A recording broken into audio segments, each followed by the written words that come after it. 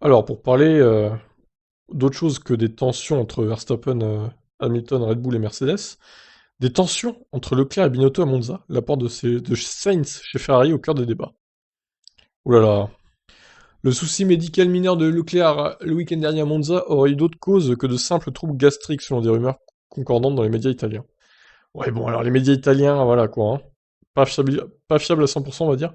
Lors des essais de vendredi, le pilote Ferrari à la radio, je dois rentrer, je ne peux pas expliquer à la radio. Leclerc a brièvement visité le centre médical mais a été libéré peu de temps après. Il a finalement terminé le reste du week-end du Grand Prix d'Italie. Ferrari a expliqué que Leclerc se sentait simplement légèrement malade, mais la source de ces mots serait des mots très durs échangés avec son patron, Mattia Binotto, quelques temps avant la séance. La scène de tension aurait été aperçue par plusieurs observateurs et le manager de Leclerc, Nicolas Todd, a également dû s'impliquer. De la tension et de la colère se sont accumulés avant la séance, mais pour quelle raison? Binotto aurait déclenché une angoisse chez Leclerc en informant que Ferrari se concentrerait davantage sur l'apport en termes de développement de son coéquipier. Sainz, car les commentaires de l'Espagnol sont plus fiables selon les ingénieurs de Ferrari. Oula, ça voudrait dire que Leclerc a un mauvais retour sur la voiture, hein, sur les réglages, etc.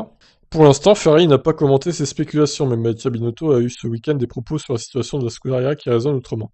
Ferrari est quelque chose d'unique.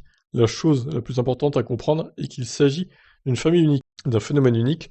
Je cite toujours à mes gars, c'est plus important d'être chez Ferrari que de gagner, car les victoires ne sont qu'une conséquence d'être chez Ferrari. Je cite l'exemple de Gilles Villeneuve.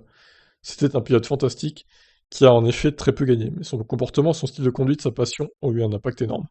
Voilà, que de belles paroles à Mattia Binotto. Bon, faut suivre ça de près, hein, c'est étonnant cette tension qu'il pourrait y avoir chez Ferrari entre Leclerc et Binotto. Donc en gros, Leclerc serait jaloux selon les médias espagnols que Sainz ait des évos et pas lui, quoi. Bon, étonnant. J'y crois qu'à moitié, on va dire, mais ça m'étonnerait pas parce que Leclerc il a l'air d'avoir un comportement assez fort, hein, donc et je pense qu'il voudrait être P1 Leclerc chez Ferrari, et pas forcément que Sainz ait des évos en avant-première, on va dire. Bon, eh bien, ma foi, je vous laisse réagir. Ciao, ciao.